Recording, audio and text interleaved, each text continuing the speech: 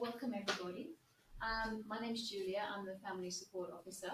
I'd just like to welcome you here today for the Substitute Decision Making Workshop, also known as the Guardianship Workshop. We have Simon Brown and Annette Wolski from Carers Queensland who will be facilitating the workshop today. But firstly, I'd like to acknowledge the traditional owners of the land and pay our respects to elders past, present and emerging. In terms of how this is our first time for live streams, I just want to ask if we can hold off on questions until the end. So if you're live streaming today, you can actually post your questions and we can ask Simon and Annette the questions at the end. So let me just hand you over to Simon and Annette and they'll explain who they are again and start the workshop. Thank you. Julia, thank you for that. Now we have some people here in the room with us today, and I'm going to be facing that way most of the time with the camera, so apologies. As Julia said, Annette and I are from Carers Queensland, and Carers Queensland has a program called the Guardianship Administration Program, which is funded by legal aid to assist family carers through the guardianship regime and the substitute decision regime in Queensland. So that means things like enduring powers of attorney, admits for appointment or review of guardians and administrators, issues around enduring powers of attorney, and generally discussing and assisting families with the concept of, well, what's the difference between substitute decision making, supported decision making, what decisions can I make for a child of mine who's 18 years and over, who may have capacity for some decisions or no decision making. It's a big area of law that most practitioners don't play with in private practice because it covers a lot of areas. It covers health decision, covers where you live, financial decisions, who you have contact with. So it's quite a wide field of decision making. So this morning we're going to try to condense that into a presentation which won't cover everything, but we hope to hit on most of the main topics. So our service is free. Don't have to pay for our service, and we're a statewide service. So whether you're in Brisbane, North Coast, Central Queensland, North Queensland, you can certainly seek us out for advice and for casework. We do go to hearings with people and prepare applications for appointments of guardians and administrators. So I will try to be as good as I can with the technology. If I'm going to, for those in the room, if I'm too fast or too slow and you want something explained again, just let me know. So a brief overview. We're going to look at this concept of capacity. We'll look at the role of the statutory health attorney, and people online and in the room are probably already someone's statutory health attorney, whether you know it or not. Powers of attorney and other enduring documents that are out there. And a colleague of mine in private practice did a quick summary of how many substitute decision makers you can have in Australia. And I think they lost count at about 32. Whether they're an attorney, whether they're a guardian, whether they're an administrator, whether they're a nominee. So there's all different types of substitute decision makers out there.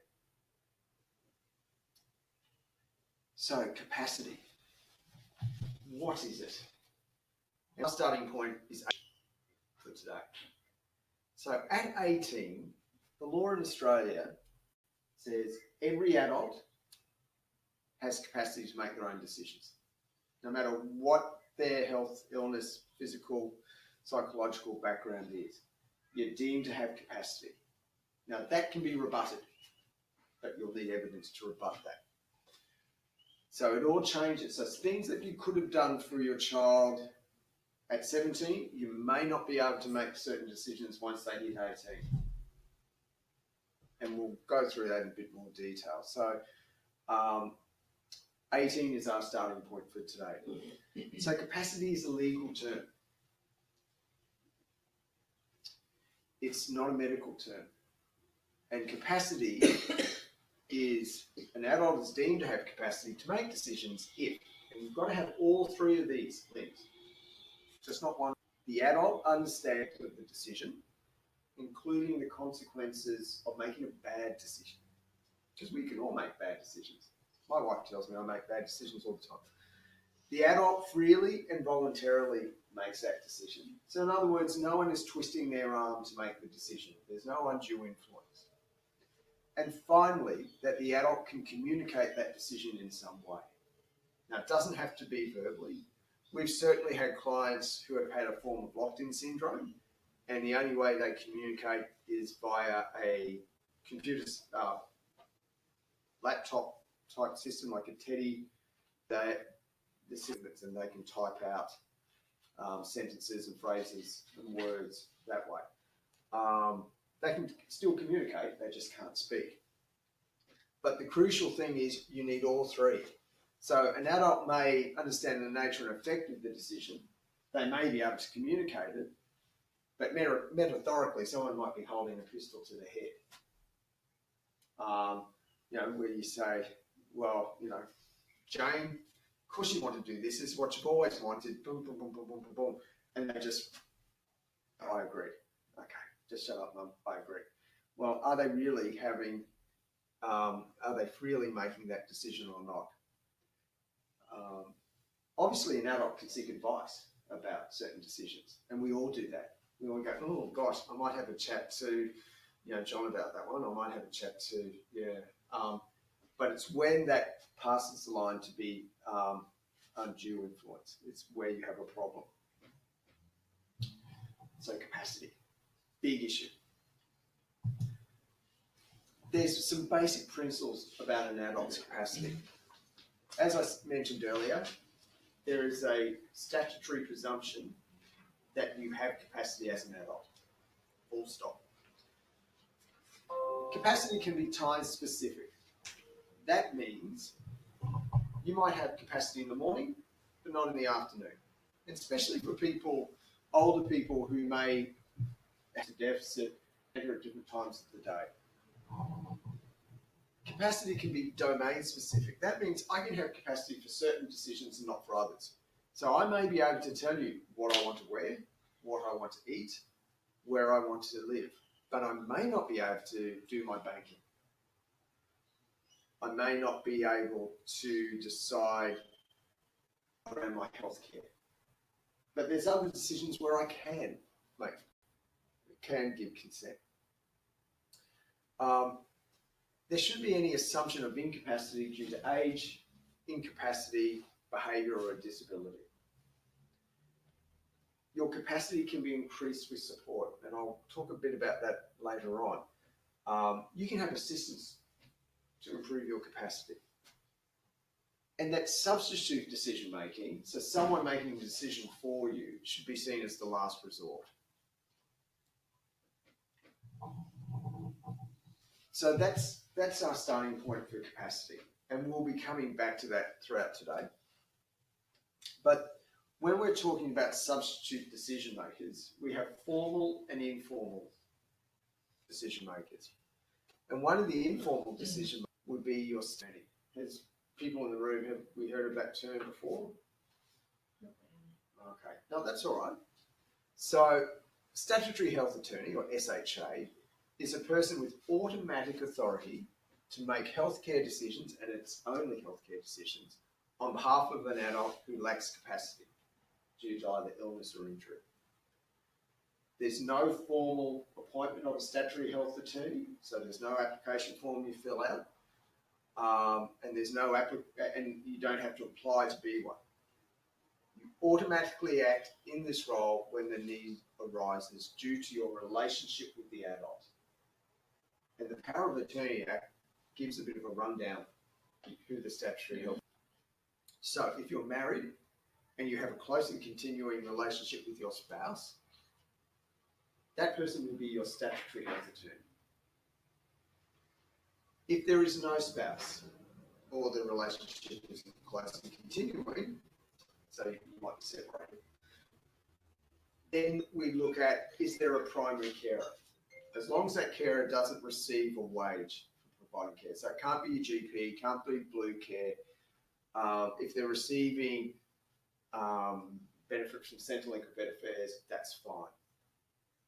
So if there's no spouse, if there's no carer, is there close friends or family who can act to make healthcare decisions if you're unable to? And finally, if there's none of the above, the public guardian can act as statutory health attorney of last resort. And having been one of their bosses, the public guardian, I can assure you, public guardian will look for anyone else before they'll stick up their hand. Because we used to get phone calls from hospitals saying, you know, Wilma's in hospital, she needs surgery, she doesn't have capacity, and we've tried the home number and we haven't got an answer. Well, keep trying. Or try someone else. Try, is there another family member, is there a brother, sister who might be available? So you act in that role when, and it's healthcare decisions only. But that can include life-sustaining and life-withdrawing measures. So there is a bit of power behind the statutory health attorney. It's a recognised role under the power of attorney. You only act when the need arises. Now, sometimes you see in hospitals and in medical centres, they'll say, who's the next of kin? And you fill that out. That's different to the statutory health attorney. And one reason why it might be different is the next of kin may not have capacity. Sometimes see it with older couples where, you know, husband has to go into surgery and can't give consent, but the wife has dementia. That person, the wife then wouldn't be the statutory health attorney. You'd have to go down the list and see who's next. So the takeaway thing is you act automatically in that role. You don't need to apply to be it. So what decisions can I make as a statutory health attorney? They can consent to most healthcare issues, medical treatment, dental treatment, and the withholding and withdrawing of life-sustaining measures. So it covers most things. It doesn't cover special healthcare, and I'll talk about that as a separate subject. But for most procedures, statutory health attorney can consent.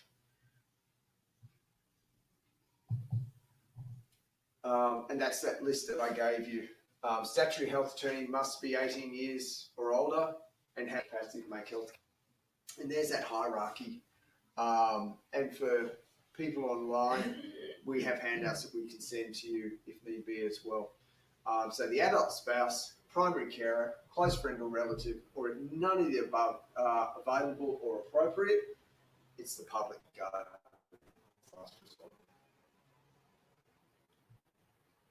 So that's the process where you don't have to fill anything out. Now we're going to step to where it becomes a bit more formal. And we talk about powers of attorney. Now, if I had $1 for every time someone said to me, I'm mum's or I'm my brother's power of attorney, and I would have to say, are you their power of attorney or are you their enduring power of attorney? Because they're two very different beasts. And I get that question all the time. So a general power of attorney is under the Property Law Act, and it's a power to give someone, it's the authority to give someone power to make financial decisions only on behalf when you are absent. So if I'm going to sell my house this weekend and there's an option, but I have to go interstate for travel or for whatever reason, I can appoint someone as my attorney to go to act for me at that sale. Now, it has a start date and it has an end date, that power of attorney. Once that sale finishes, that's the end of it. Power of attorney stops. I have to have capacity. If it's my power of attorney, I have to fight the way through the process. If I lose capacity at any stage between now and the weekend, forget about the power of attorney. Now, my attorney has to act under my instructions. So if I say I'm selling my house this weekend, I'm not going to take anything less than $800,000, and my attorney is at the auction, and the house goes for $810,000, and he will say, "Great, we're happy to agree to that offer. Off we go. It is there, and $750 is the best price.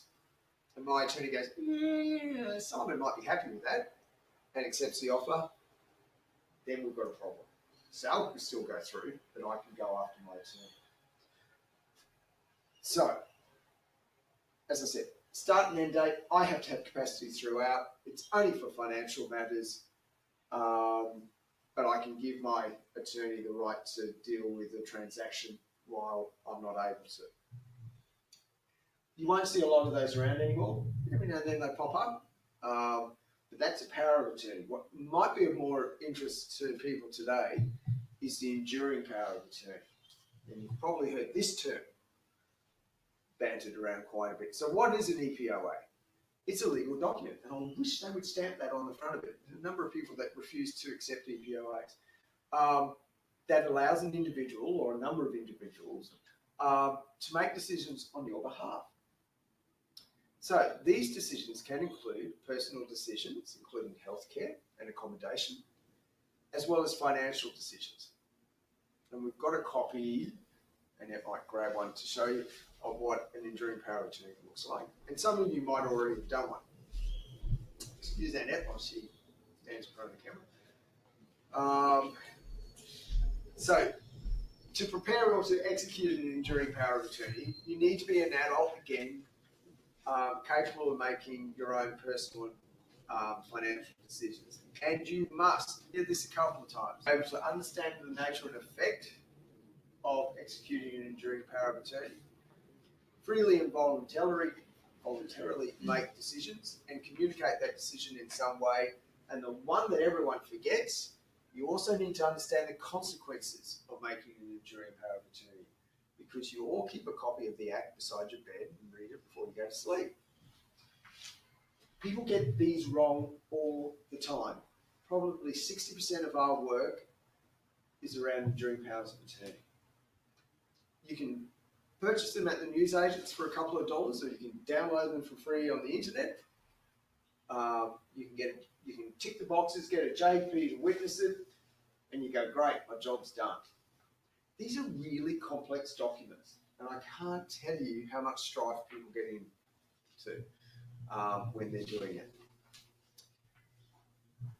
I want to do an attorney. I have capacity. Who can I appoint? Well, the person, your attorney must be 18 years or older. They cannot be a paid carer, again, receiving a wage as opposed to a benefit or allowance. They must have legal capacity.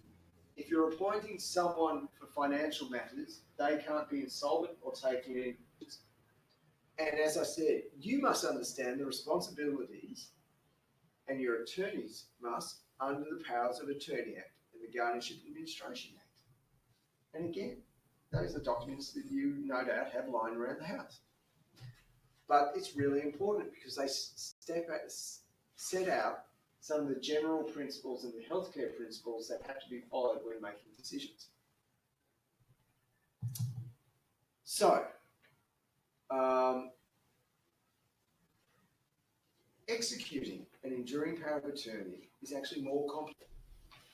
One of the reasons, the basic example I can give is, I can walk down Stafford Road today and stop someone in the street, or a number of people in the street, and after they tell me to go away, I would say to them, what's a will? And most people will give me a pretty good thumbnail description of what a will is. It's what happens to my property after I die. If I stop that same group of people down the street and said, what's an enduring power of attorney and advance health directive? Guarantee most people won't be able to give me an accurate answer. They're more complicated. So, who can do an EPOA? A person may make an enduring power of attorney only if they understand the nature and effect, including that you can split the power given to your attorney. Most people don't, they just tick the boxes. Important to realise that you can set the time when the power begins. And believe it or not, for financial matters, if you don't tick the box correctly, you give your attorney authority to make financial decisions straight away. So why, if I have capacity, would I want my attorney to be able to make financial? Anyone want to suggest? I've got capacity. Why would I be giving my attorney authority to act on my behalf? Well, you might have capacity now, but something might happen that Yep. takes away that capacity. Yes, and you can stipulate in the document at a time when I lose capacity, but if you don't stipulate that, for financial matters, not for health or personal, it's deemed to begin immediately. Let's say that I'm walking down the ramp here and Julia accidentally, purposely trips me and I break my leg or I fracture my hip. And I have an appointment tomorrow with my insurer. I probably also have an appointment with my employer. I can then ask my attorney to go to that meeting on my behalf and I can give them instructions to act for me. Sometimes you see it with people who are quite bedridden or find mobility really difficult, but they still like to do their banking, because not everyone does online banking and things. Then you can have your attorney act on your behalf and go down. So that's why you might tick immediately. Or you can stipulate when a medical professional deems that I no longer have capacity to make financial decisions. You could put that in the document. It's important to remember that your attorney has the power to make and will have full control over things like financial and your health care if you lose capacity. That's a big responsibility. So you better choose someone who's appropriate. You as the principal, so if it's my enduring power of attorney, I'm the principal. I can cancel, revoke the power of attorney at any time as long as I have capacity. If I change my mind, if I have a falling out with my attorneys, I can say, that's it, do the revocation, go and do a new one. If I've lost capacity, I don't have that power. And I've had a matter recently where a 95-year-old gentleman decided he didn't like his son and daughter being his attorneys anymore because he wanted more money and he has a cognitive deficit. So he engaged one of our sister community legals and went to the tribunal and said, no, want it revoked. After a 3-hour hearing, the tribunal found this adult does not have capacity to revoke his enduring power of attorney, so the son and daughter stay.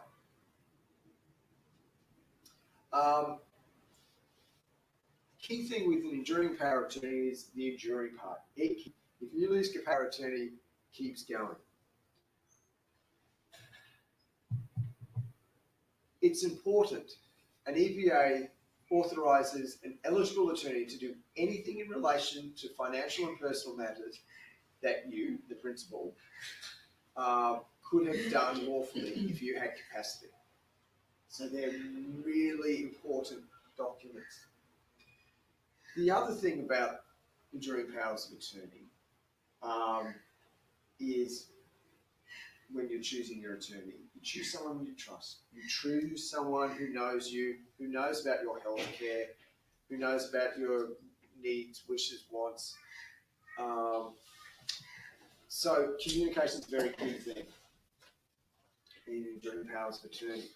The other thing you may want to consider with attorney are certain terms. No one does it. I'd say 90% of them don't. But if you're in a relationship with the adult, if you're a family relationship, you might want to think about, oh gosh, do we have any assets together? Would that be a conflict if my attorney has to act dealing with my money? Oh, hang on. You might want to think about superannuation, communication clauses, and so on. That's information you won't get from a JP. You need to go to a solicitor to get that information, or the public trustee. So what decisions can my attorney make? You can give your attorney the power to make decisions about personal matters. That will live, who you will live with, who you will have contact with, what services, community services you may have. It provides consent for most healthcare issues, again, including dental, medical, and withholding and life withdrawing measures. you can have them controlling your finances. And how many people here give their PIN number to someone else or their password? Well, let's say you have an attorney and you appoint an attorney for financial matters at your bank, and your attorney has no idea what your passwords or your PIN numbers are. Do you know how hard it is to retrieve that information from banks and from insurers? Because they don't hold that information, and your bills are still coming in.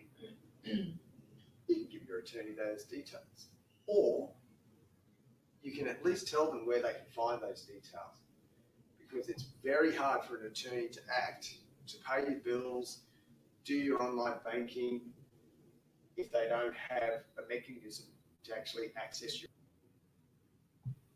JP will tell you that, won't they? And unless your document states otherwise, your attorney is taken to have been appointed to the maximum power that they could be given. So unless you set limitations, the document is deemed that your attorney can do to the maximum they're allowed to do. Another thing you might want to put in there with terms is if you require residential care, in the event that I need residential care, I want my attorneys to look at XYZ service facility or nursing supported accommodation. That in the document. It's your document. You make it work for you. And that's what I mean. Consider clauses.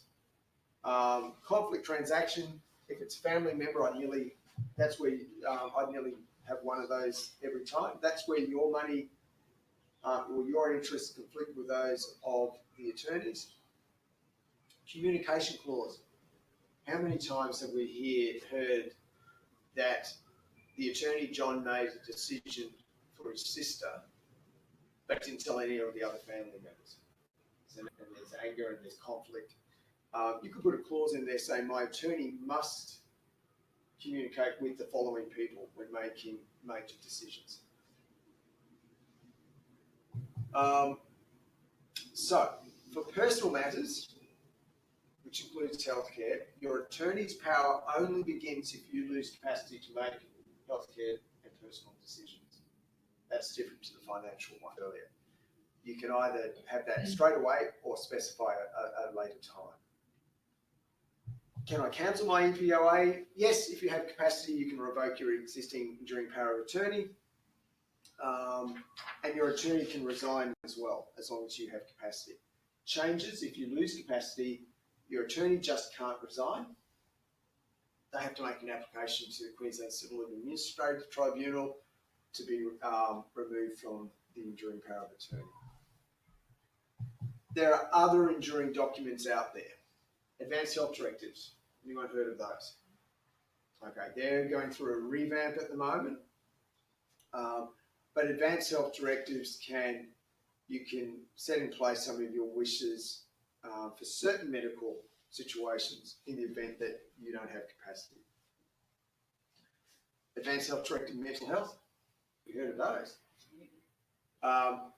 Funny enough, designed primarily for mental health, but you can still appoint someone as an attorney for health matters under a advanced health directive. The other thing that most hospital districts, I think all of them now have, is a statement of choices. They're not binding, but they give an up-to-date view about your wishes around healthcare and other matters. So, whereas advanced health directives, enduring powers of attorney, and advanced are legally binding, statement of choices are not. I'll briefly go over advanced health directives. An AHD is a formal way to give instructions about your future healthcare. It becomes operational again if you lose capacity, and you have to complete that one with a doctor or whether it's a GP or specialist.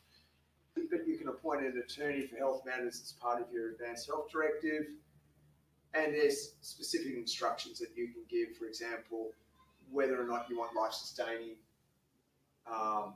life withdrawing measures, whether you want to be tube-fed, resuscitation in certain circumstances. There hasn't been a big uptake of advanced health directives in Queensland because the current form is a bit cumbersome, but it is out there. The AHD mental health allows you to express your wishes about future mental health treatment. And I've just given an example of the type of thing you could put in there around medication and how you would want that administered. Also put in your advanced health director mental health conditions on the way your attorney can make decisions. So for example, I do not want my attorney, John Smith, to agree to me having depot medication. John can consent for any oral medication. Another example would be, please contact my nominated support person, Jane Smith, if I'm admitted to hospital. I would like Jane to visit, even if it appears that I do not recognise her. You could put that in advanced health director mental health. So they're the formal things you can do for yourself around substitute decision making. Big thing is capacity. Now, if you have a son or a daughter who you're not sure about whether they could make an enduring power of attorney or advanced health directive, you could certainly go and see a healthcare specialist to get an assessment. So if someone came to me and said, my daughter has a cognitive deficit, they're not sure whether she's power of attorney, but I'm just not sure, I would ask them to bring a medical assessment, and I would go through the same process as talking to that person one-on-one, discussing their views and wishes, their understanding of an advanced health directive. And a colleague of mine has done some work for Queensland, assisting families who has a child with a disability in doing advanced health directives and enduring powers of attorney. Because remember, capacity can be assisted with support, and that's what they're doing at the moment. QCAT. Who's heard of QCAT? Those of you online don't have to raise your hand. So QCAT, independent body, Queensland Civil Administrative Tribunal. QCAT's able to appoint substitute decision makers for both health and financial matters in the event that a person doesn't have capacity or loses capacity, and they do enduring power of attorney. So they can make decisions about an adult's capacity. That's another way around. If you are not sure whether an adult has capacity or not, you can make an application to QCAT. It's called a declaration of capacity. And QCAT will make a determination as to whether the adult has capacity for certain or all decision making. We haven't done a lot of those, but it's certainly an option there. We certainly do hearings where capacity is questioned though. They consider applications about and or an administrator, and I'll talk about those. And they appoint guardians and review the appointments of guardians and administrators. My one kind of takeaway message about QCAT is, unless you need to go, don't go. You don't go to QCAT unless there's a need. A lot of people have come to me over the years and said, oh, my neighbour's son has a disability and she's been appointed guardian, so I want to be appointed guardian for my son. Well, you may not need to. There are certain things informal decision makers can make. And the Guardianship Act recognises it. So as mum and dad or a sister and brother, there are certain decisions you can make without having to go to QCAT or being appointed formally. And I'll take some questions about what kind of decisions you can make towards the end. So QCAT can make declarations about capacity, they can make orders appointing guardians administrators, recommendations on what guardians administrators should do. They can advise guardians their roles. So one thing that an administrator may want to do, go, oh, I'm not sure whether I can do this with my son's money. What I'll do is I'll ask QCAT whether or not I'm allowed to do this. They make decisions about enduring documents. Is this enduring power of attorney valid or acting appropriate? And they can consent to special health care. So, statutory health attorney can make most healthcare decisions, but you can't make decisions around sterilisation, around termination of pregnancy. or taking trial in new medical trials, you have to apply to QCAT to do that. Even if you're someone's statutory health attorney or their attorney under an advanced health directive, they're considered matters. And only QCAT can give approval for that for someone who doesn't have capacity to make healthcare decisions. And can I say, special healthcare is a high bar to get over. So if you're saying my daughter, and we've had a couple of these matters, requires a hysterectomy, or that I don't want my daughter falling pregnant and oral, so sterilisation is the only way to go because injections are not working. You better have a really, really high bar or argument to persuade the tribunal to allow that, because that's a very big human rights question. Does it happen? Do they say yes to special healthcare? They do, but they probably say no more than they say yes. And you would need medical reports stipulating that it's in the adult's best interest that this occurs. Not that it's just easier to deal with.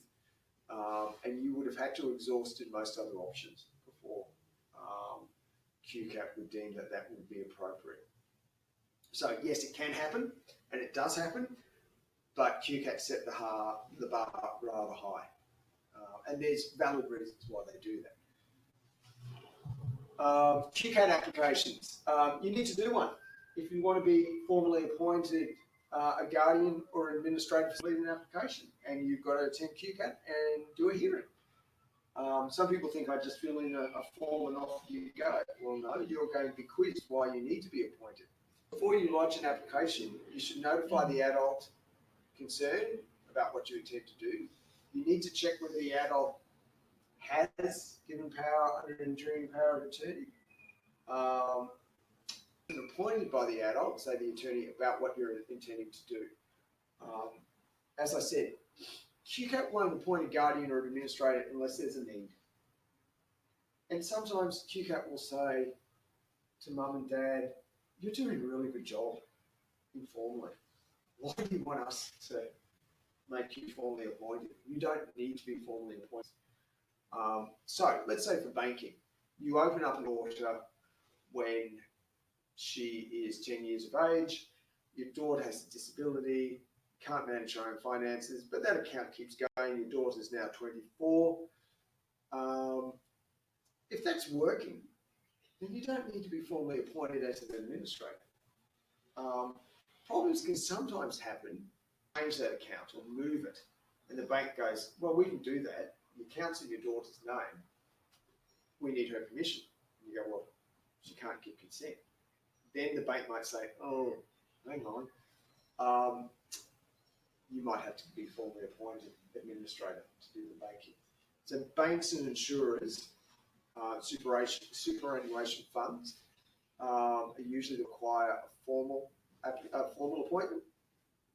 But if the current situation is working, then you don't need to go to QCAT.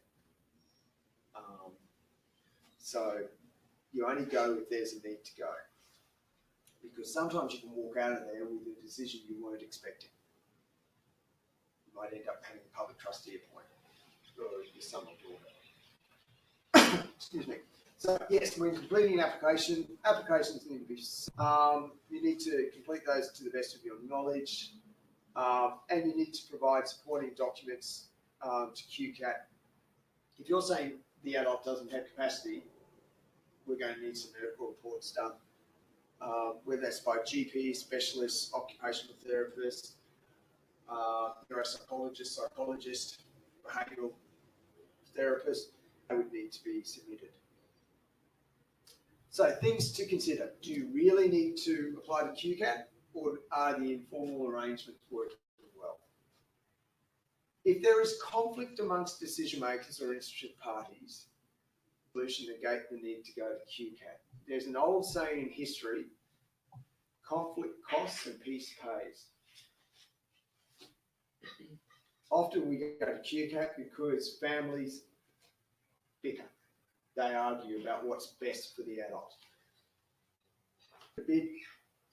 antsy about conflict amongst family members, and not always, but if the conflict is bad enough that it's impacting on the adult, QCAT will say we'll relieve families of that responsibility and we'll appoint an independent decision. And that's when you get the public guardian and the public trustee in there.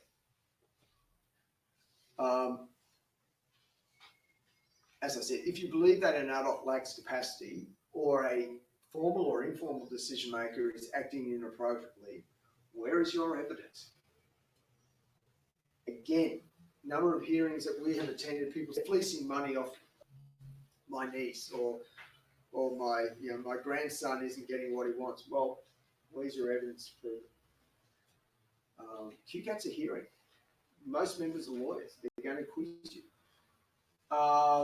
As I said, QCAT always has the option of appointing the public guardian and the public decision maker, standing members, interested parties to every QCAT hearing around guardianship and administration matters. Is the application urgent? QCAT can turn around matters quite quickly if there's an urgent need. Consider your relationship with the adult as continuing. So if you're considering applying to be someone's guardian, do you have a good relationship with that person? Do you know their views and wishes, their needs and their wants? And have realistic expectations of what the tribunal can do. The tribunal will tell you they're not there to figure out family relationship issues. That's not what they do. So, a guardian. A formal appointment. A guardian is a person who is appointed under the Guardianship Administration Act by QCAT to make personal and lifestyle decisions for the adult. They don't deal with the money. Guardians don't touch the money. Who can be a guardian? A family member, quite often is most appropriate. A carer or close friend. Again, the last resort would be the public guardian. Guardians have to be 18 years of age, not a health provider, and they must have regard to the general and healthcare principles under the Guardianship Administration Act. Administrator, that's the money. So administrator is a person who's appointed again by QCAT to manage an adult's financial affairs and most of their legal matters. Who can be an administrator? Sounding like a broken record. 18 years of age, not a paid carer, not a health provider, and not bankrupt or taking advantage of the laws of bankruptcy in Queensland or in any other jurisdiction. So whether it's bankruptcy in New South Wales, the United Kingdom, once the period of bankruptcy has finished, different story. Restrictive practices. I've heard about restrictive practices because this comes under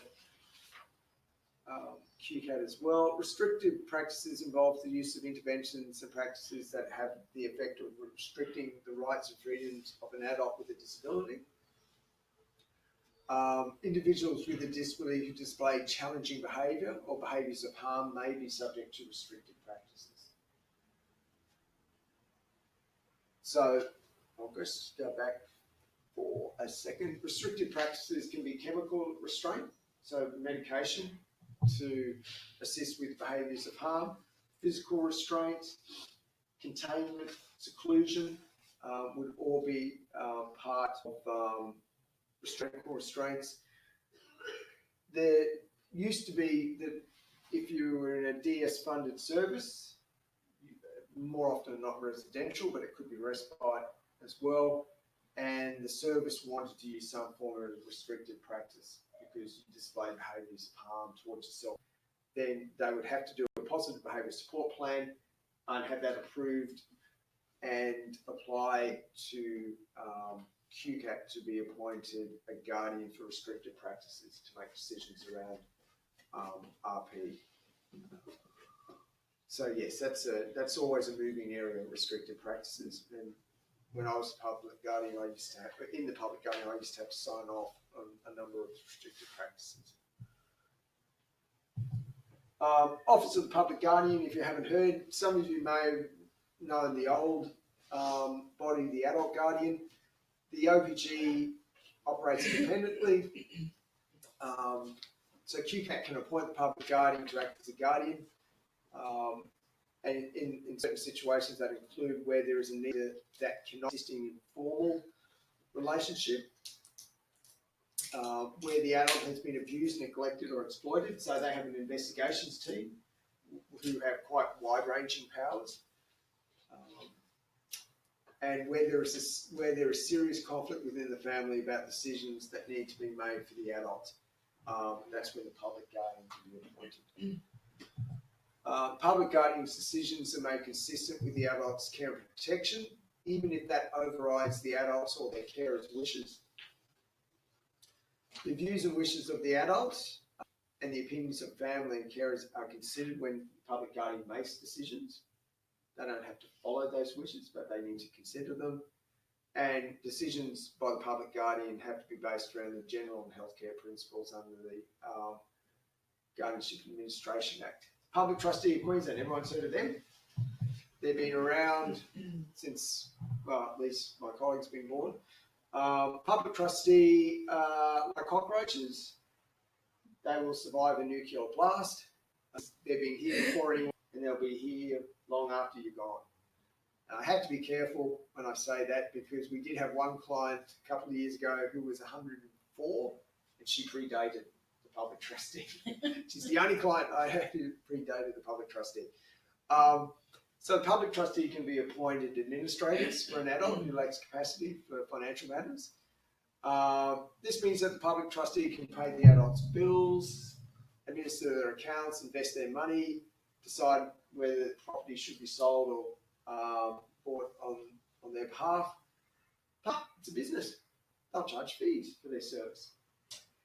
Whereas as an attorney, you can't charge fees for doing the financials for someone.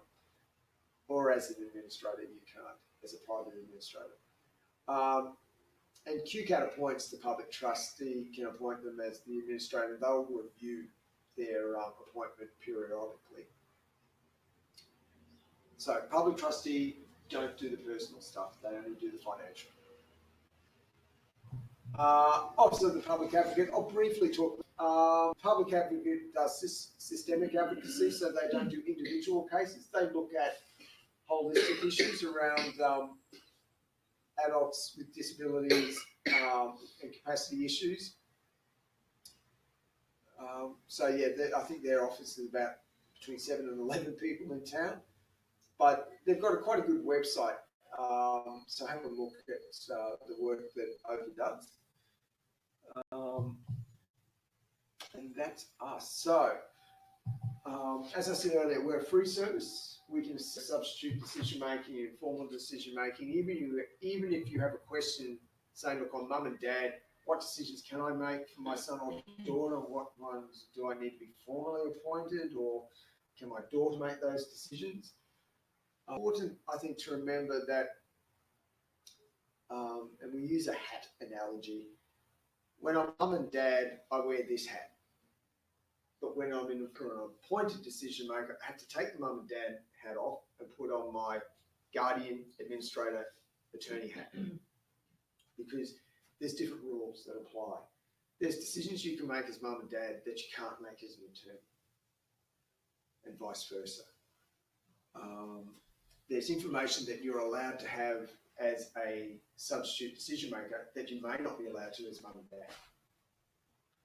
So you have to be conscious of what role you're playing. Families that say, but I've been caring for my son for the last 30 years. What do you mean I can't access information on his behalf?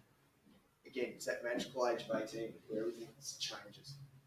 The law recognises the adult's 18 and that they have capacity to make decisions. And that closes some doors. Now, I've had one client who was 85, her son was early 50s. She opened up a bank account for him years ago at the back of the Gold Coast, up in the hinterland, where Commonwealth Bank was part of the corner store. And it was a handful in the little district. And she had that same account for him for the last 50 odd years. The bank rang her one day and said, Mrs. Jones, your son has a lot of money in this account. and we can move it to another account that with better interest, that won't affect his pension. And she went, that sounds like a great idea.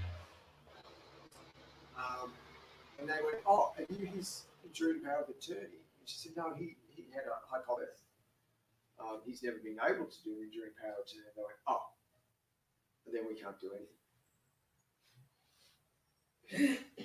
Because it's not the corner store that is the CBA branch anymore. So she did with her older, had a business background, at 85 applied to be her son's administrator.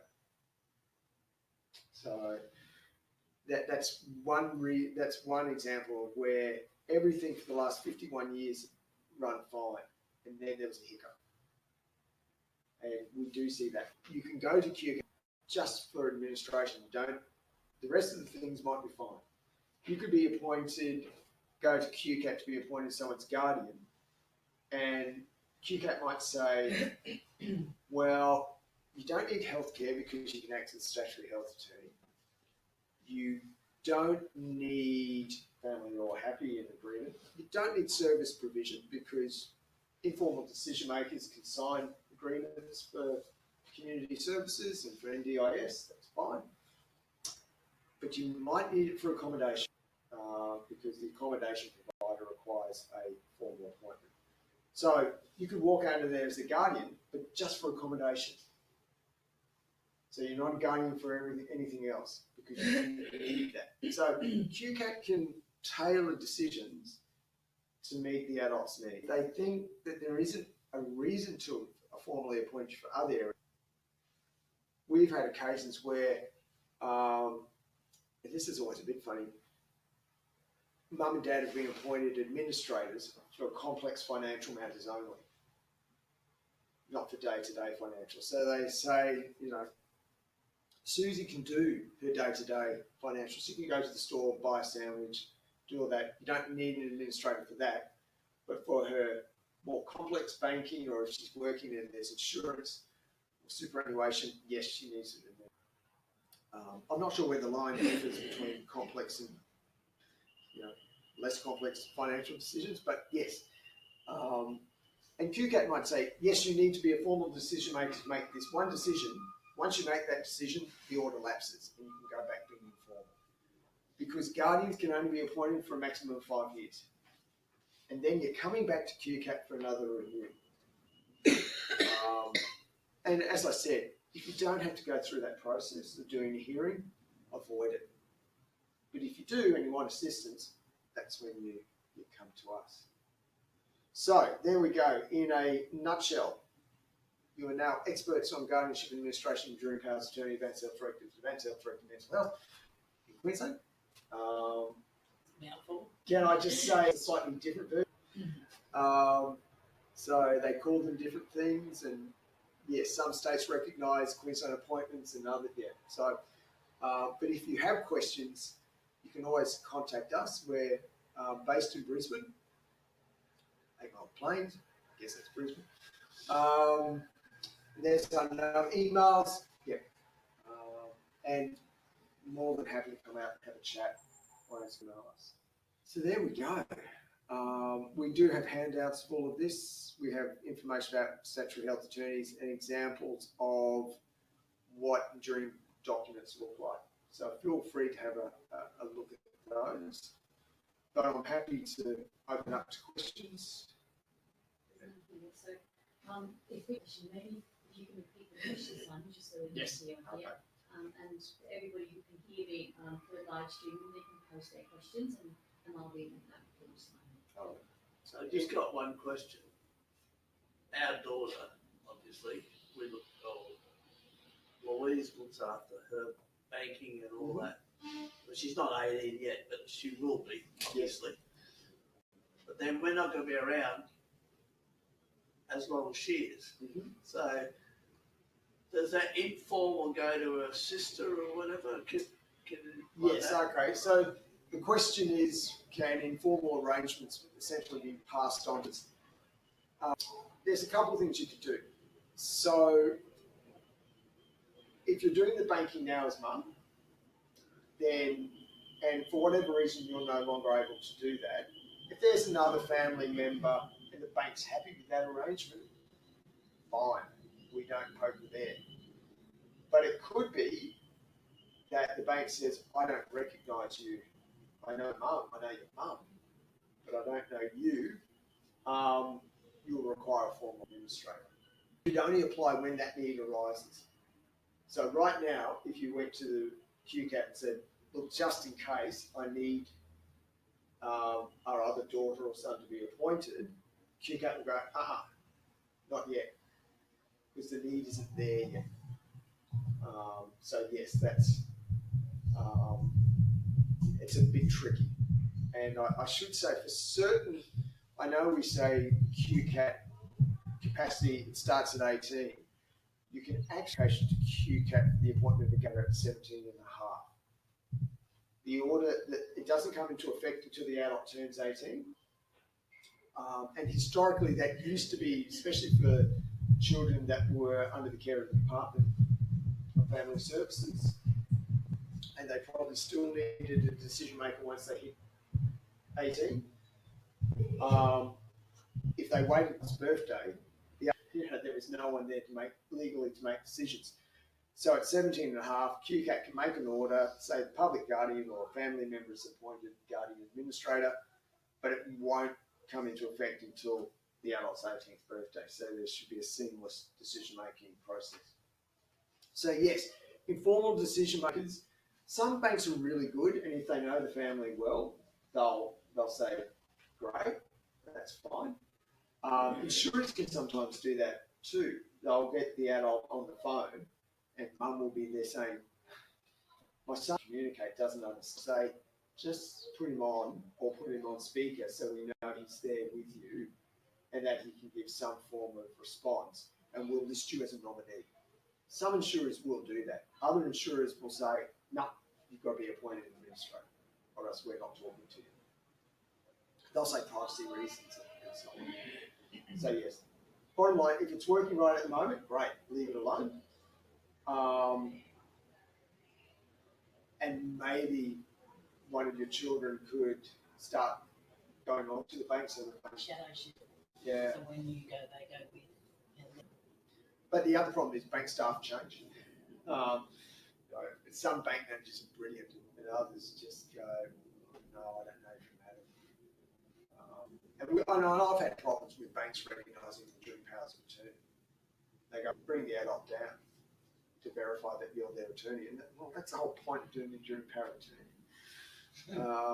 I had one, the sister was the enduring power of attorney for financial matters, went to the bank and the bank said, oh yeah, can you just bring him down to verify? Well, no, he's in a secure unit up at PA hospital. He's not going anywhere.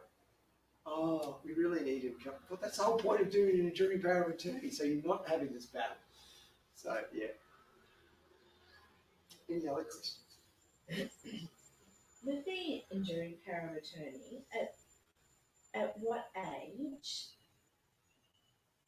looking at base? My daughter's only 13, Yep. so she's young. However, Yes. she's going to be 16 before I know it, Yeah. and she'll get the part pension, and then she'll be 18, Yeah. and I just know how quickly the years go, Exactly. and I'd rather be informed now and have my research Yep. done. Well, 18 is the starting point. Yeah. I kind of think there should be an enduring power of attorney in every, when they leave school at year 12 in the pack there, or when they go to university or to training, we should kind of put one there. You'd have to be 18 for it to start. Okay. Yeah, so you can't do one earlier. So you have to wait until the Yeah. 18th Yeah. birthday. Because you still, as mum, have decision making until that stage. Okay. Yes. And when she's 16, Yep. and she starts to get disability pension, Mm-hmm. you were mentioning before about at 16 there can be difficulties with their bank accounts. Yeah, sometimes some. Because she has a bank account. Yep. Now, but when she turns 16, we might decide, okay, we're going to move from ABC bank to Yep. XYZ. Okay. And she doesn't have it. She won't have the capacity. Right. So at 16, you can change the bank account. The other thing I would do is become a nominee for Centrelink. And you don't need to be appointed to be a nominee, as in you don't need a QCAT appointment. QCAT can appoint administrators for Centrelink matters, but you can do a nominee form and have your daughter's GP or specialist fill in the section saying the client will be able to, doesn't have capacity for these matters, and then a nominee can redirect where the pension goes. And there's a separate form for that. Okay, Centrelink Nominee. nomination, nominee. Centrelink nominee. And I cheated, and with her bank account that her pension goes into, it's a joint account. And that's, So I made it hers and my Yep. account. That way I don't have the struggle, and as, because I just had to cop out of all that hard stuff. yeah. And as an informal decision maker, that's fine. If you were going medically, so we're talking about having joint accounts with the children. If you were going to be wanting to be appointed your daughter's administrator, Yeah. So I'm because down as the trustee on the account. yeah, that would So so that would change because as an administrator, you can't be the trustee. Yeah. And it would also be a conflict transaction because you're mixing her money with yours, which as informed, so No. don't change it. no, as her pension goes in that account, my pension goes in that account. But did you No. have it? So you don't have a joint account? It's a trustee Yes, account. yeah, I can you would take still money have to out change of it. but Yeah. yeah. So my pension goes here, Yep. hers goes here, and I don't have to worry about that because that's And for her every other pension. day, if that works, keep it as Yeah. is. It's the old KISS principle, keep it simple. or in my case, keep it simple, stupid. Yeah, well, I was being nice. No, feel free. But yes, for formal appointments, let's hypothetically, if you were an attorney for financial matters or if you were an administrator, that arrangement would have to change. Yeah. Because they would deem that as, because a trustee it's a different role to administration. So, but the way you've done it now is fine.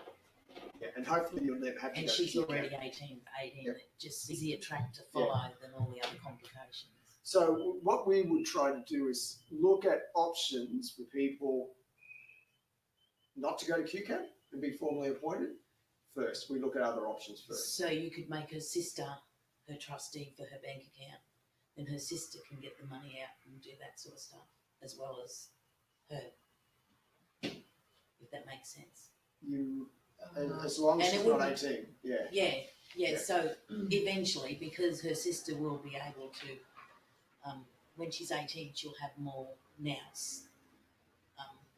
Not now, but she can actually, and mostly bank accounts are done with PIN numbers now anyhow. So you can go to her bank account and take money out through her PIN. It's just the closing of the account. So if you wanted to close, say, Bella's and Emmy's account down, Oh, hi. yeah, now you click. Woman knows so much about me. If you wanted to close their accounts down, then you would just take both the girls in there, and Emmy would do the sign over of the closing of the account to reopen whatever next account you want to open, if that makes sense. We'll look at that when Yeah. when the time But comes. at the moment, I'd be looking at being a nominee for Centrelink. Okay. Yeah, and that That works will- easy. That will help quite a bit because yes, you can redirect that to a different account, Okay. and you can get the notices and directed to you. Yeah. Because I'm And at Rika's the- nominee. At the age when your child turns 18, Yep. and you need to go down the avenue of the statutory. Sorry, this is all very No, new to that's me. okay.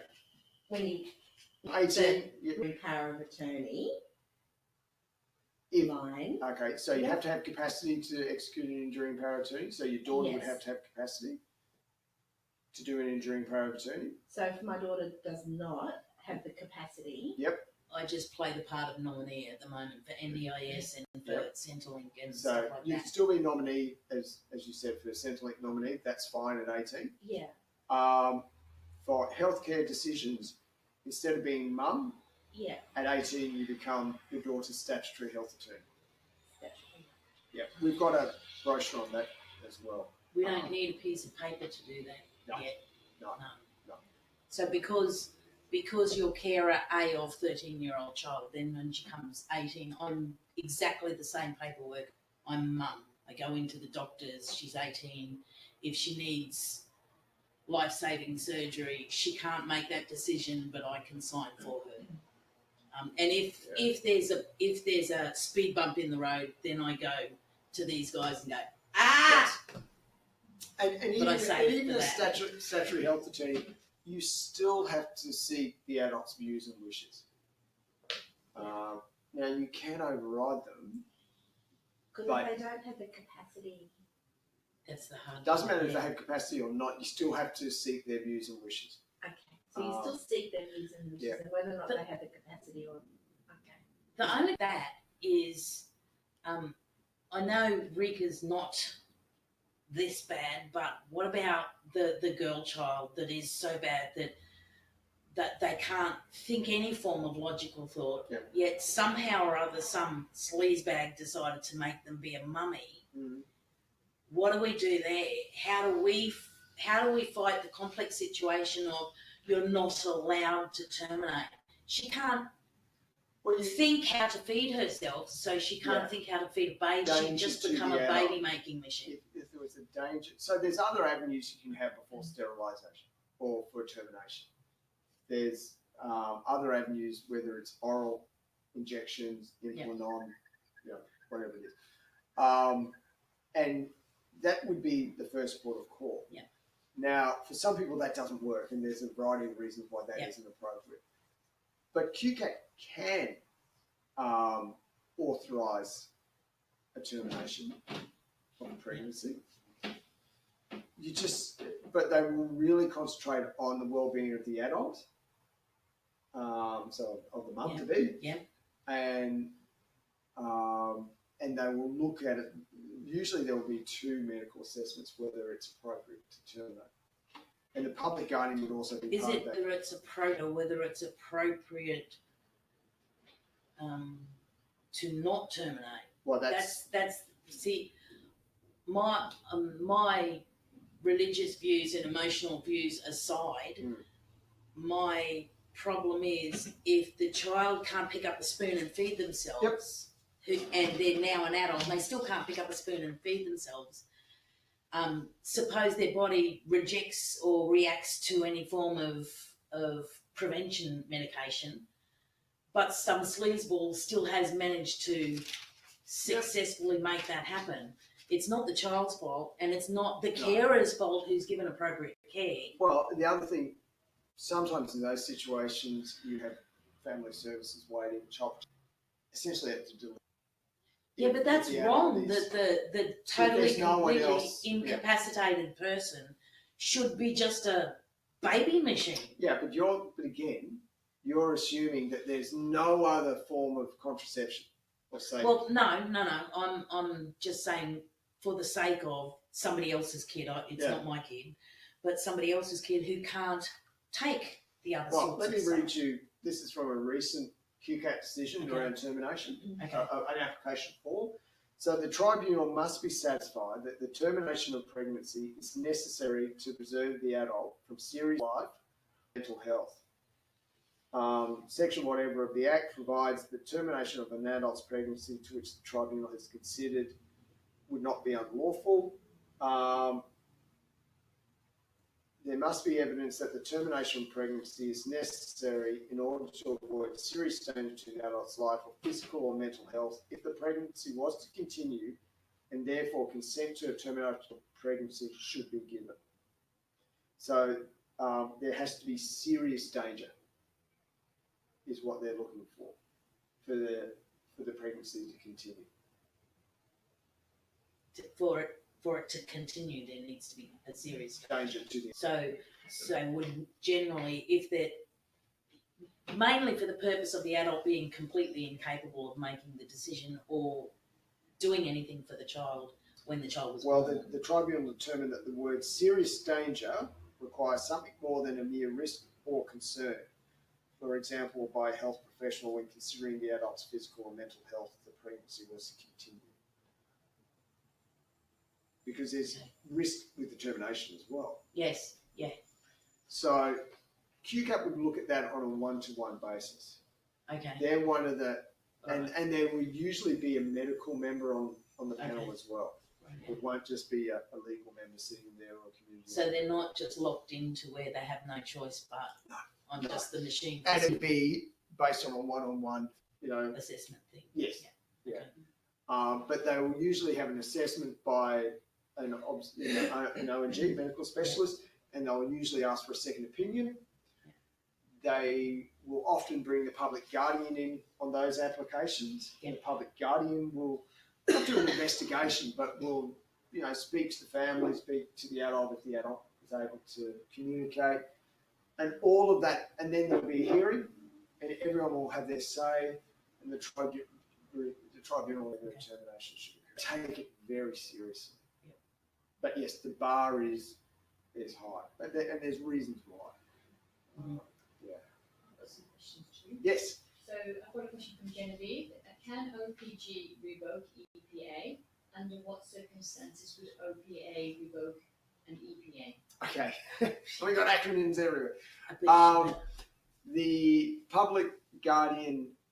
So the public guardian can suspend an enduring power of attorney. So if the public guardian undertakes an investigation and is on reasonable grounds that they believe that the attorney is acting inappropriately, the public guardian can suspend an enduring power of attorney for a period of 3 months. When they do the suspension, they'll also make an application to QCAT for a review of the actions of the attorney. So they can, but not indefinitely. And so what would some of those circumstances look like? Circumstance could be that the attorney failed to do something that they're supposed to do under their powers. So if you left an adult in squalor and didn't make a decision about accommodation, quite often it's around financial abuse. Guardian will power of attorney because there's been evidence of conflict transactions. So the attorney using the adult's money for the attorney's own benefit. So yes, they will put a halt to the enduring power of attorney, at which time for that 3 months, the public guardian and public trustee will act as decision makers, and then there'll be a full hearing at the end of that 3 months of QCAT. And another question was from Annette. What level of capacity is required for consent for a nominee? For a nominee, you don't necessarily need capacity at all. So nominees usually ask for someone to be a nominee. Yes, matters. A participant could ask that someone be a nominee.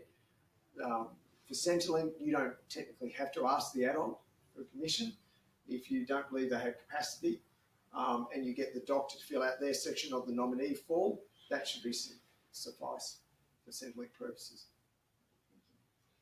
This is a question from Nicole. She says, my brother is 39 and mum and dad look after all his needs. He does not have a bank account and his pension gets paid into mum's account. What happens when they can no longer care for him or pass away? Will I be able to become his carer without any formal in place as I'm his sister? Well, the problem's going to be longer able to, the bank account still going, the Centrelink payment will still be going into their account, I gather. So to change that, you probably will have to become the administrator. You may not have to be the guardian, but you may have to become an administrator for his financial. To just become a nominee, sorry, I worked for Syndrome Qld ever. Oh, to have the pension redirected? Yeah, in terms of the Yes. pension payments. That's you true. would just become nominee. Yes. And payment nominee and correspondence nominee, Yep. both of those things.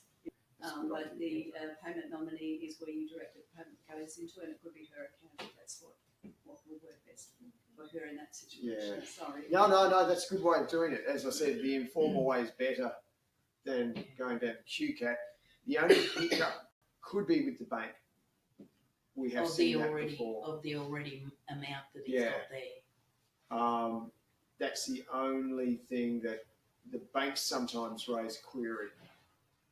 If it's been there for a long period of time and there's a change, sometimes their system. This- But you would try the. So my son's 23, and do have background having worked for the Department of Human Services and Centrelink for a very long time. And I was a Freedom of Information Officer as well for Centrelink, so I've got a bit of extra stuff. Good. So I've had, he's 23, so I've had to sort of deal with these things for a little while now. One of the things that we did a couple of years ago was we opened a joint bank account. So he and I have a joint bank Yes. account. And so I'm not, for this particular account, I'm not a trustee. No, It's it's a purely joint just banking you. account.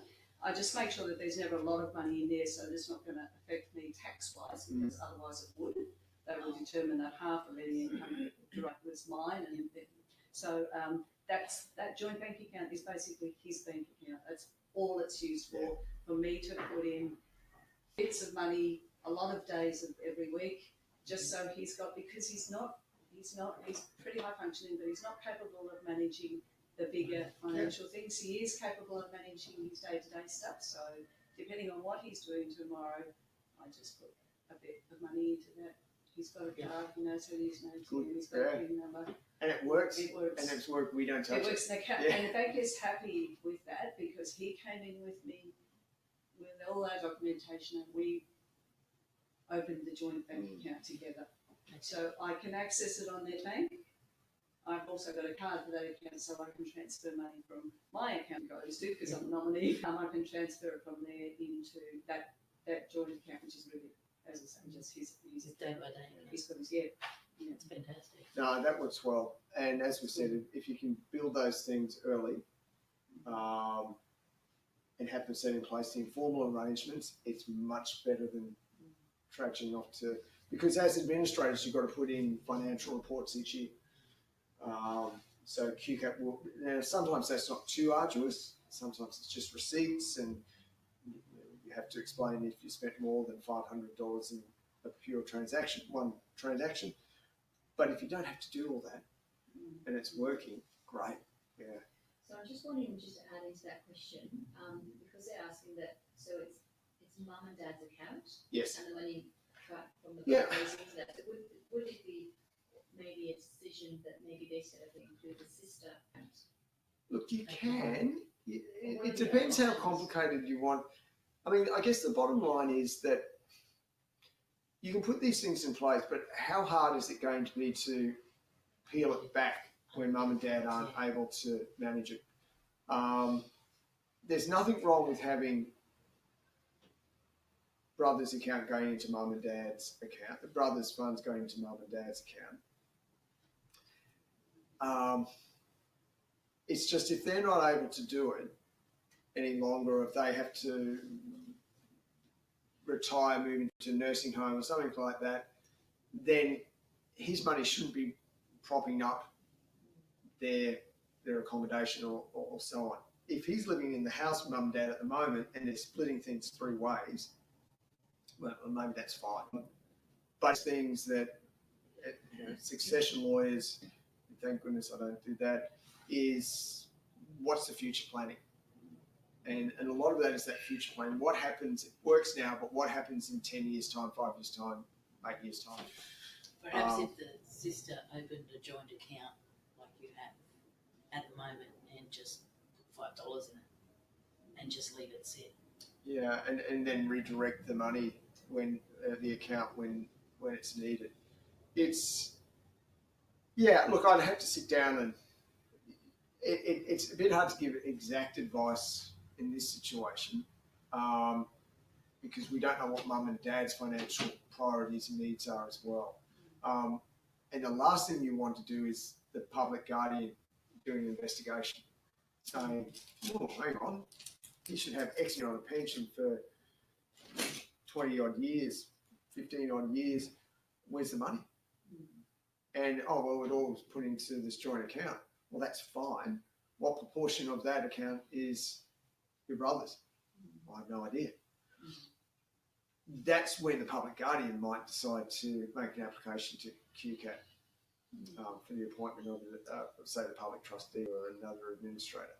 So when it's working fine and it's, I'm just conscious of having a lot of people, a number of joint accounts or a number of parties on a joint account. The situation you've got sounds perfect and it's working well. It's really that future planning, what happens if mum or dad lose capacity or they move out of the house, what happens then to that joint account? Because really the pension's being paid in lieu of being able to have a salary to go toward the adult's needs. So just be conscious of that. That's a long way to answer that question. Yeah. I've got another question from Genevieve. It says, can you clarify restricted practices? Who can apply for a restricted practice? And I'm just thinking from my point of view, whether you can add in the example around food. Oh gosh. Restricted practices. So restricted practices don't apply to private dwellings.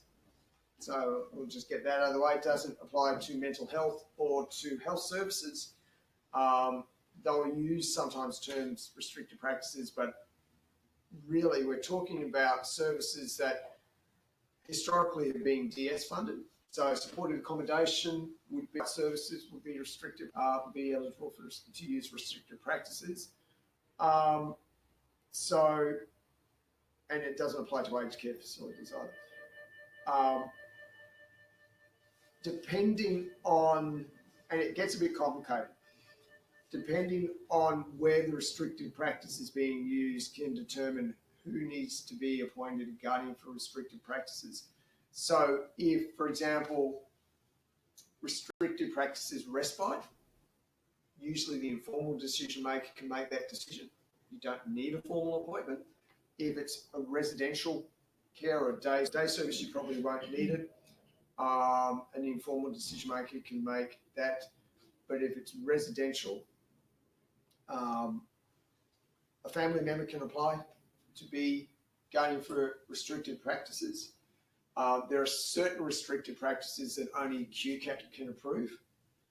But for chemical restraint, it could be mum, dad acting as a guardian for restricted practices.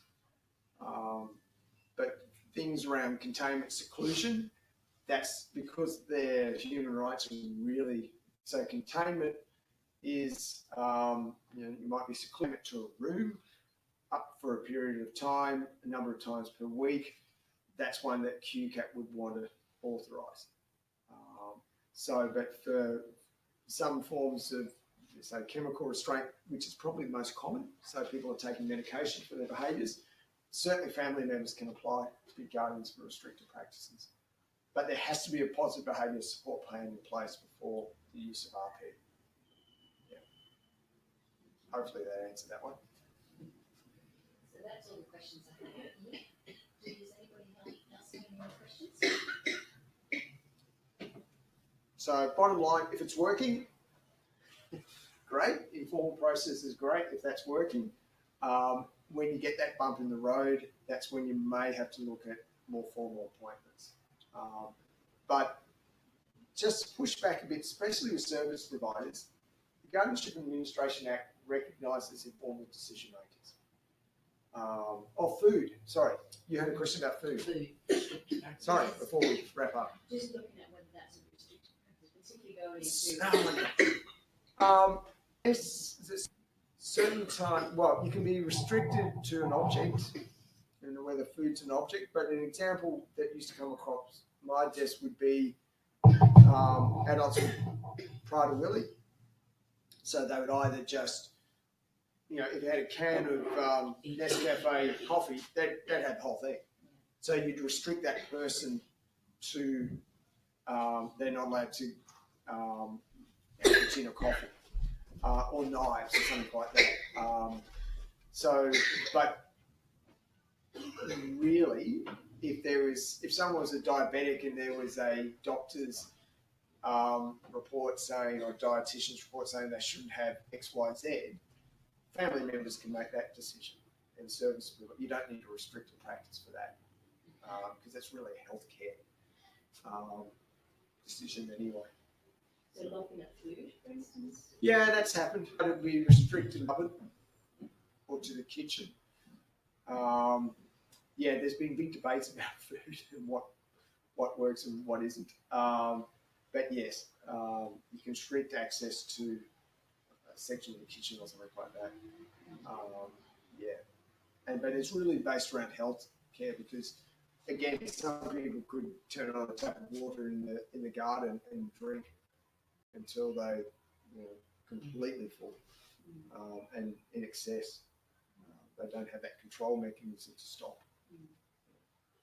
So there's two more questions popped up. Okay. I say, this is from Jessica. She says, if we make a health decision and the adult with Down syndrome clearly is not happy with its decision, which maybe that they understand is necessary, will a doctor refuse based on the person with Down syndrome's reaction?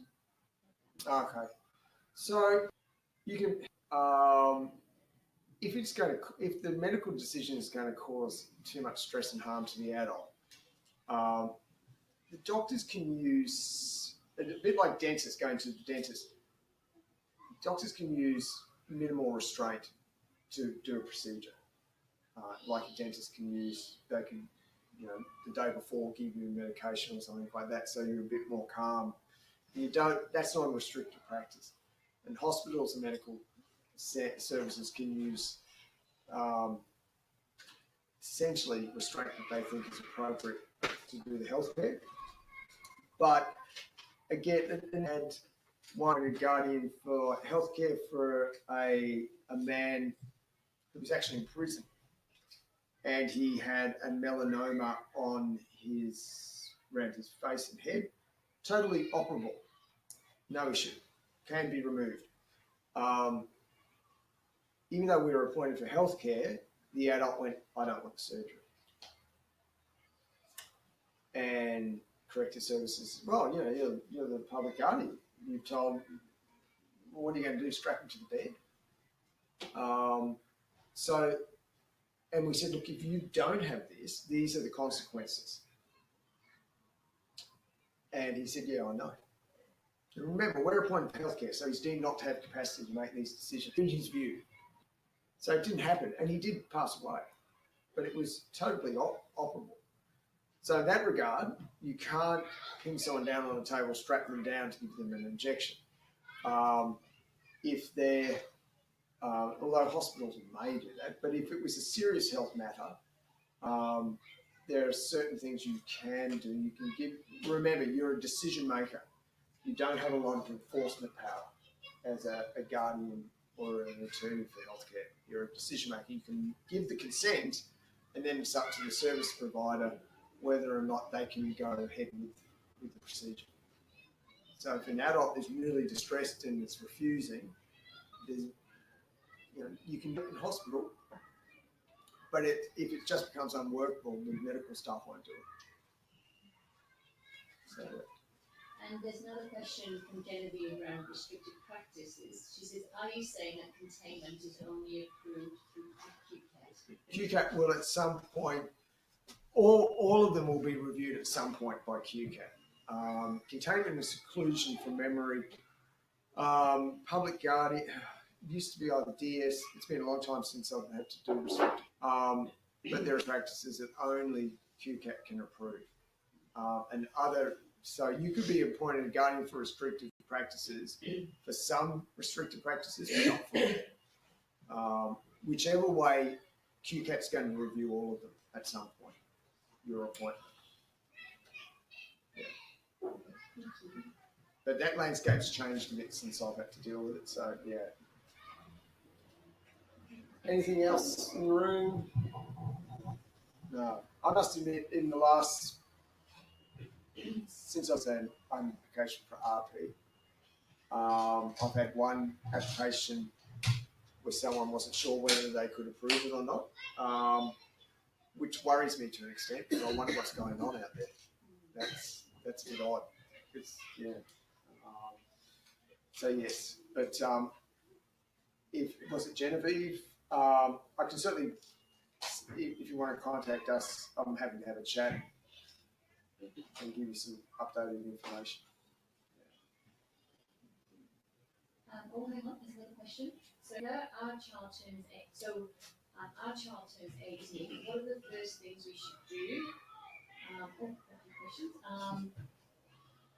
Should we set anything up immediately? So what are the initial steps at 18? What do you have to do? What should we be doing? There might not need to be a lot.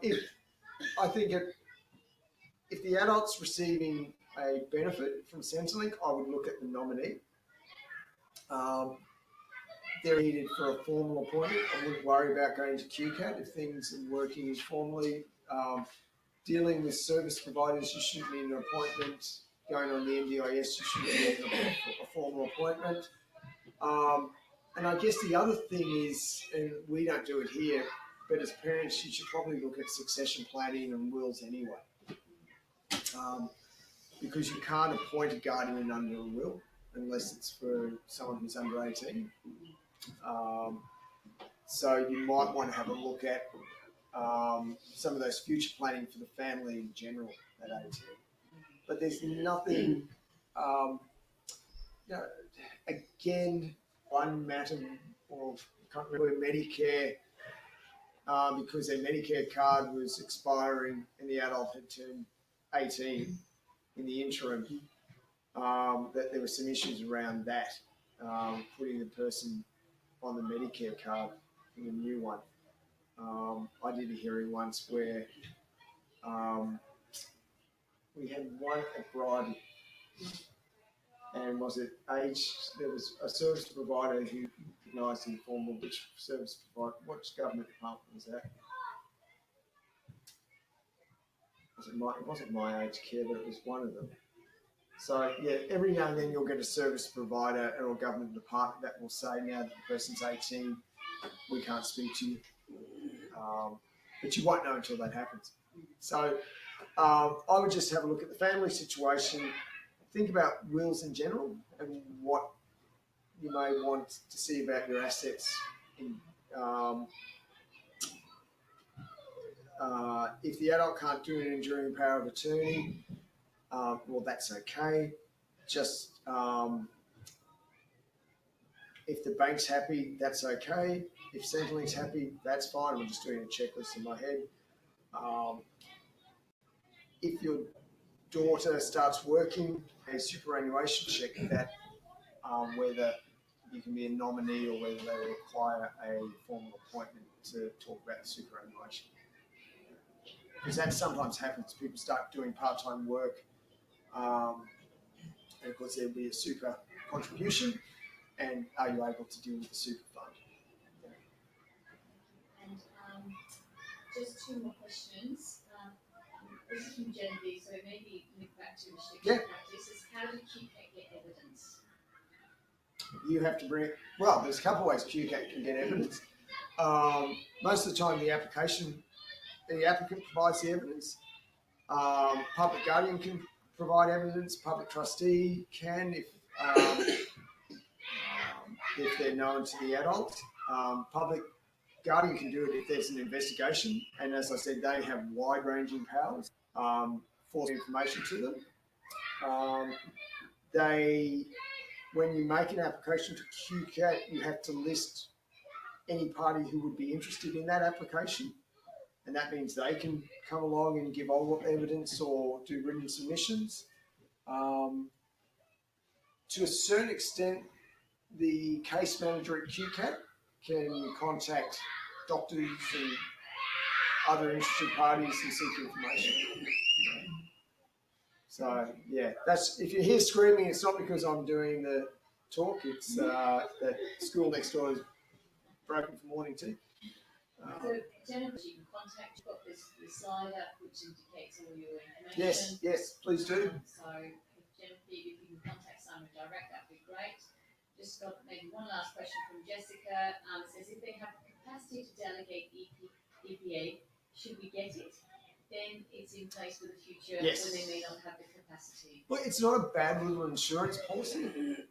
If the adult has capacity to execute an enduring power of attorney, it does save a lot of dramas. Long before I was a lawyer, I worked in healthcare, and I worked in brain injury and critical care, and we'd have young people that believe they could fly after taking certain medications, or they fall off a horse, and they had sustained a head injury.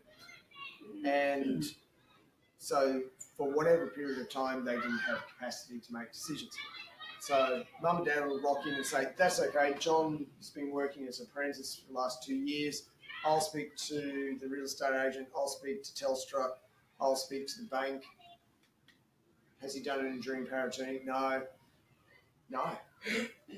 All those agencies will be very polite, but they'll say, we can't act on your authority. That's when they would have to go to QCAT to be appointed administrators. If there was an enduring power of attorney in place, that would have made life so much easier for the family. So, yep. And the other thing, public service announcement, is any of these enduring documents should be reviewed probably every 5 years. A bit like wills. We fill them out, put them in a drawer, and that's the end of it. But our views change. Our relationships with attorneys can change. Our needs change, so it's good to review these documents on a periodic basis. Yeah. So, yep, 18, I'd be looking at it, yes. Thank you. So I'm just going to turn off the live stream now. Oh, okay. Bye-bye, everyone. Thank you. Bye.